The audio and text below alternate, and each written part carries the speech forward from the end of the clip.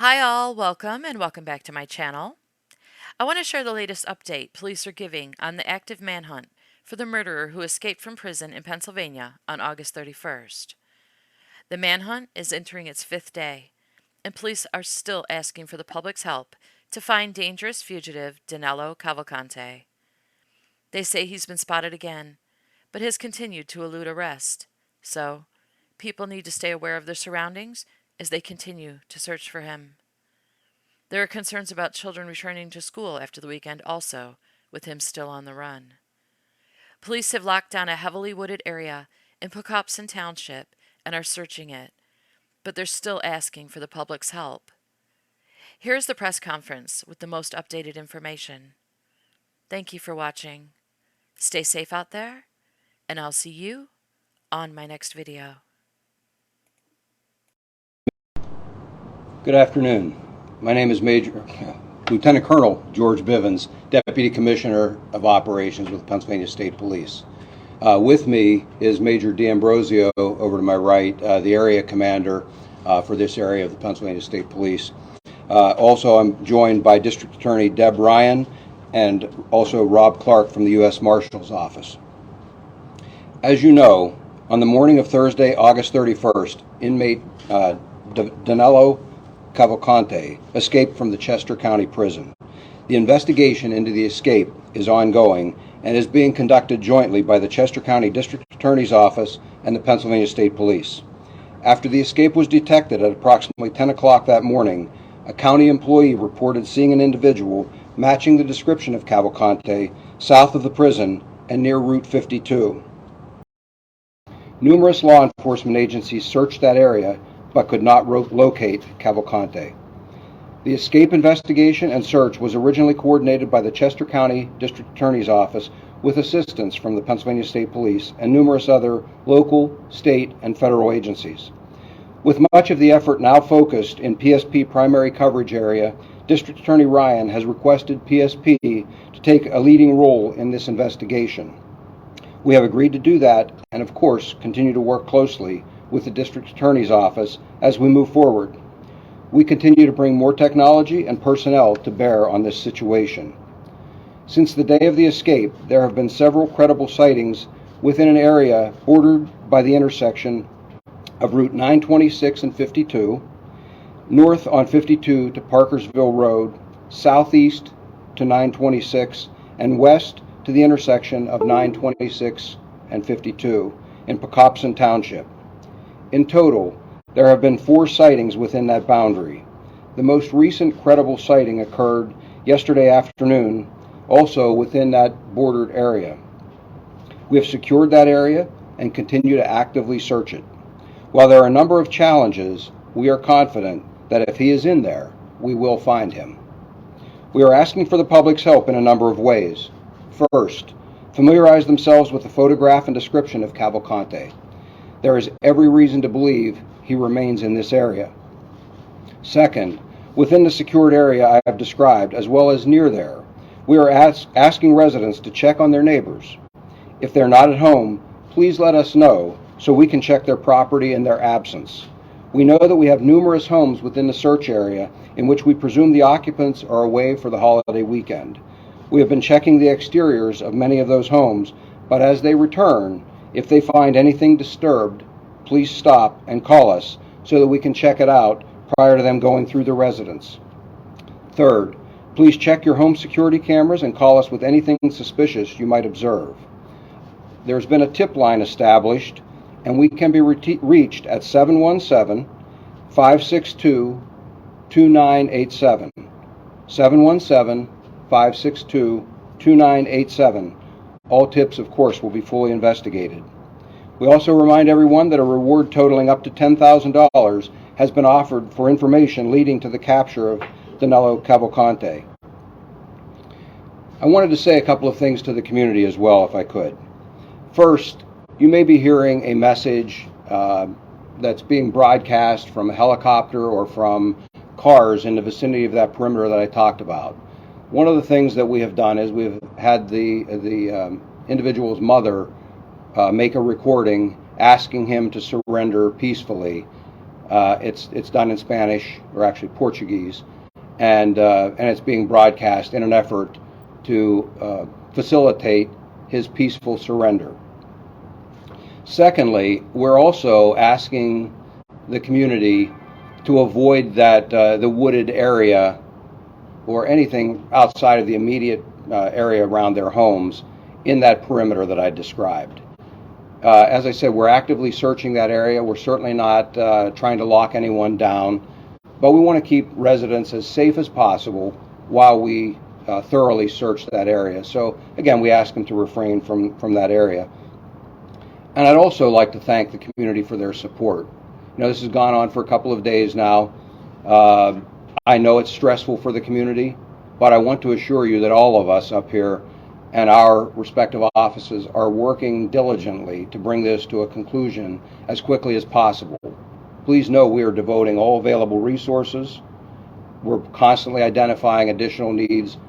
We're making sure we bring those in, and we will resolve this as quickly as possible and as safely as possible. With that said, we'll be happy to take questions if any of you have any. For the most recent sighting, can you just describe a little bit about what he looked like? Has he changed his appearance at all, and what was the nature of that sighting? The appearance was very similar to what we've described, perhaps looking a little more worn and tired, but a very brief sighting, and it was a trooper actually that observed him in some distance. Gave chase but was unable, because of the terrain and some other obstacles there, was unable to get to him before he disappeared. Where did he run off to, or can you just give a little bit more? It was all within that perimeter area, but I don't want to be any more specific than that. Can you elaborate on what makes it a credible sighting? Is it all visual, or are there video components to any of it? One was a video sighting that I believe you have all seen. We've analyzed that video. The others are not video, but after extensive interviews, we believe them to be credible sightings. Do you have any reason to believe that he's being assisted by anyone out there at this point?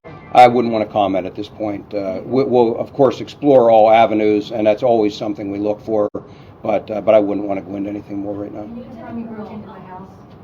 I'm sorry? Can you confirm that he broke into the house and stole food? We're hearing that. We can confirm that we have investigated actually 2 burglaries. The evidence is still under analysis at this point, and so I can't confirm that it was him, but they are of interest to us. So is that why you're telling people, because after this holiday weekend, like you said, people haven't been home, so is that really what you're stressing to people to make sure? Well, not only because of those 2 instances, but we know that that he is going to be looking for a means to sustain himself. He's going to need clothing. He's going to need food, and just to get in out of the weather. It's pretty hot out there. I'm sure he's looking for some better shelter. So for a lot of reasons, we would be concerned about where he might hide. Did you dispatch any of your troopers to Waterline Drive for one of those apparent burglaries where? That's within the search area, and yes, we have investigated a number of things within that search area. I don't want to get any more specific than that. Obviously, it's been 5 days, so he needs to sustain himself in some way, but then food, water, as you mentioned, finding some type of shelter. Talk to me about when you're looking for someone who is in a desperate situation right now. What are those things that you're taking into account in terms of his needs at this point? Well, from experience, there are a lot of things that we'll consider, but certainly you have to keep in mind he's stressed right now. Imagine any one of you being placed in a situation where you may not have had a chance to pack, you don't have things with you other than what you're wearing, and you don't have cash, you don't have a credit card, you don't have any other means to support yourself. You're going to be desperate, and that's the situation he's in. But it's also why one of our practices in how we conduct these types of investigations and manhunts is that we'll continue to push him hard. I intend to stress him. I want to push him hard. He'll make mistakes. He'll show himself. He's already shown himself, we believe, a few times. We'll contain him, and we will eventually catch him. We will do it as quickly as possible. Obviously, it takes time. He is desperate. He does not want to be caught. He has very little to lose at this point. With schools starting up soon, will the search efforts impact any bus stops for children? How should parents kind of deal with that So I'm going to defer to the school districts to communicate that information out. I can tell you that we have been in touch with the State Department of Education, having discussions about this, and also the district attorney has been in touch with several of the local superintendents. We're going to have another discussion later this afternoon. Ultimately, the decision rests with the school districts. We can provide them sort of the latest picture of what's going on in their areas, and then we ask them to make that decision and communicate that out to the parents. Have you This authorized is the use for of deadly Deb force to Ryan. apprehend him? Yes. Elaborate a little bit more on that? If he is not actively surrendering, deadly force is authorized. This is for Deb Ryan. Have you completed your investigation into the prison break at this point, or are you still reviewing things? Mike, Okay. our goal right now is to find this man and capture him. So we are channeling all of our efforts to bring him into custody. That is secondary, that is certainly a concern, but at this point, all manpower has been executed to find and hunt down this fugitive. But it's been 5 days, how can you not explain how he escaped? As I indicated, our focus right now is to capture this fugitive. He's a dangerous person. We will be able to update our investigation with respect to what happened at the prison at a later date. Right, but I mean, obviously the question is, like, could other people also escape? I mean, is there something, you know, at issue with the prison where somebody else could pull this off? They have been looking into what happened and they are investigating what happened. I'm not at liberty at this point to share with the public what is going on with respect to that investigation. The prison is very aware of whatever vulnerabilities they had, and they have made efforts to correct those To vulnerabilities. clarify, do you know how he escaped that you're just not saying, or you just don't know yet? As I indicated, we are working on the investigation with respect to the escape, but our main focus right now is to capture this fugitive. Because you confirmed Friday that there was another escape 2 months prior to this. So Yes, there was. So you did confirm that. That's correct. 2 months prior? I believe it was in May of this year. Okay, so that's not 2 months. Well, we interviewed a neighbor who said that he was in his shed, somebody who escaped a couple months ago. I think we're talking about the same suspect. Okay. Yeah. Can you Does confirm this about what guy you're talking seem to like the- he had a plan at all? Or was this I mean, it doesn't seem like he knew where to go? At this time, we don't know, Mike, and we're conducting that investigation Can you currently. elaborate on talking to the superintendents? Because we've talked to all of us, I've talked to so many neighbors, right, who are apoplectic, I want to use the word, just so upset, Yeah. right? Can you talk to them about, you know, they're saying they're not getting a lot of communication, they don't know what to do, they are having guns by their side, like literally so upset. Can you just talk to them about what is going on and how you can allay their fears? Or what they should Absolutely. do? And our main concern is with the residents in this community. Of course, we want to make sure that they are protected and kept safe.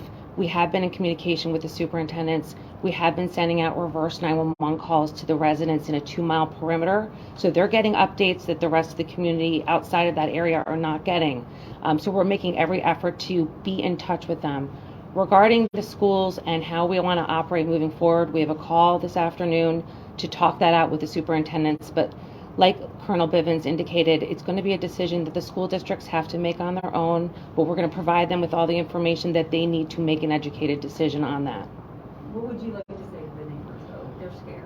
I understand that, and I want to say that we are doing everything in our power to get this guy, and people are working round the clock. I understand their fears, but we are doing everything. We're bringing in all the experts in this area. We have the top men and women working round the clock to bring this man to justice, and we're not going to stop until he's captured, and we hope we're getting closer. And if I could just jump back in here, and thank you, Mike. With regard to the neighbors, the people in this area, I want to assure them that we have a strong presence there. They are not on their own out there. We have people close by. If they hear or see anything, call us. We will be happy to come check it out. They don't need to go outside and check out a suspicious noise, or if they hear something in their homes, we'll take care of it right away. We're close by. It's not going to take long at all to have somebody there. So we're happy to do that.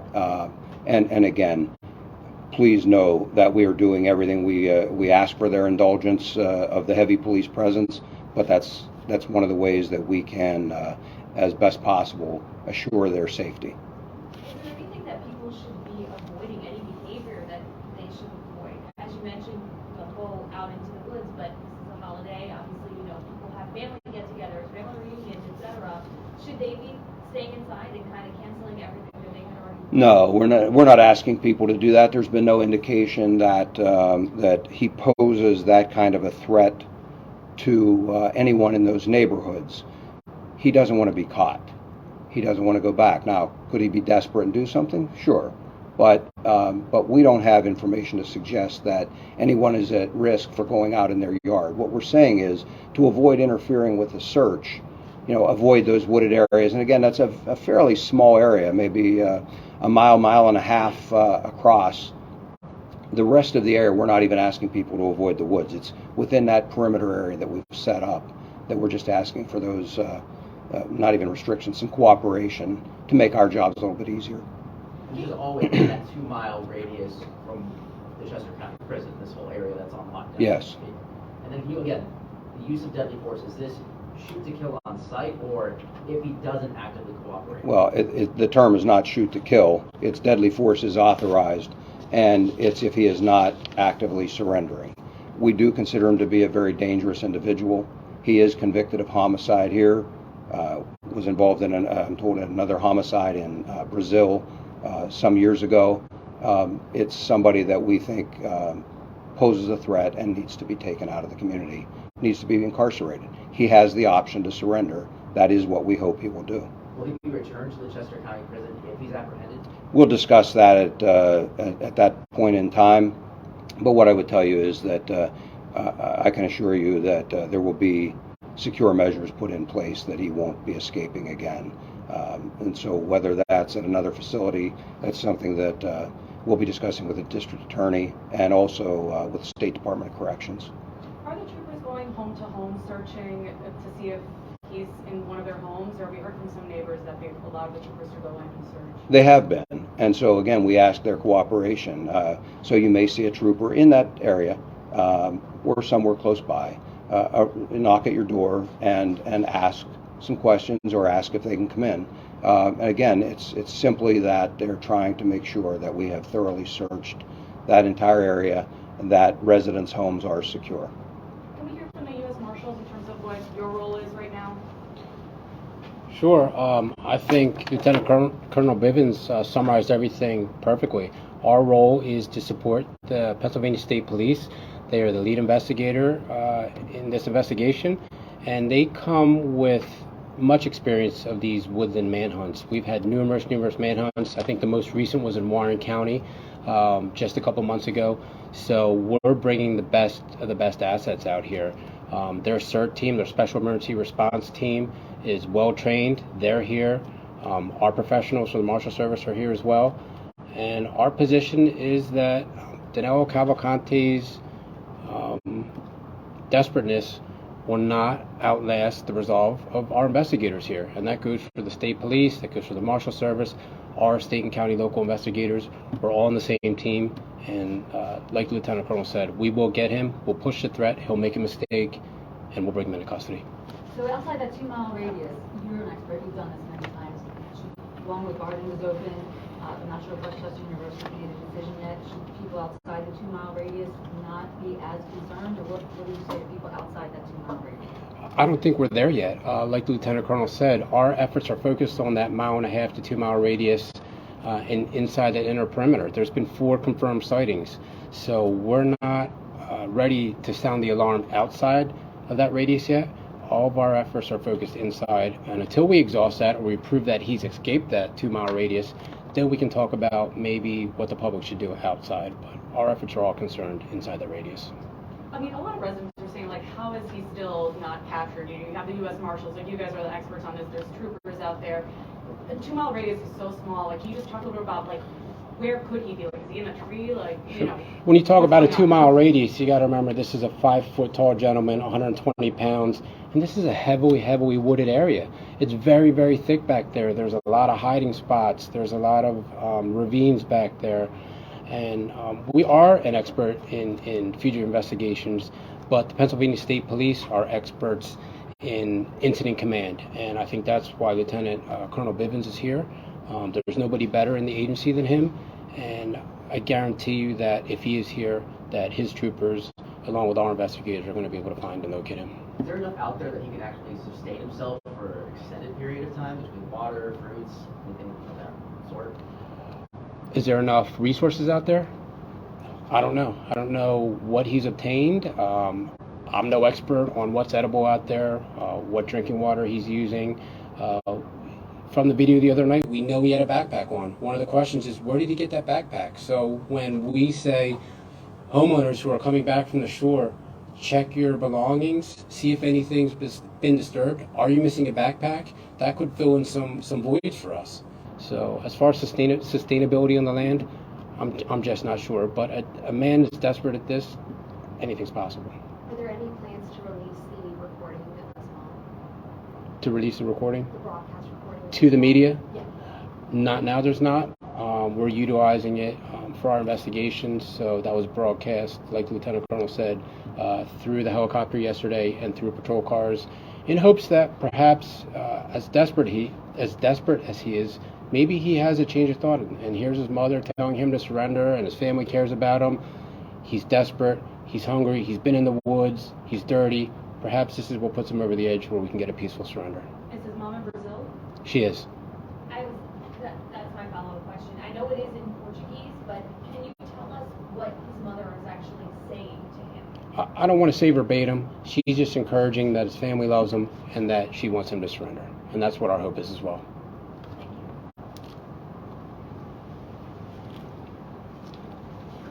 Thank you very much.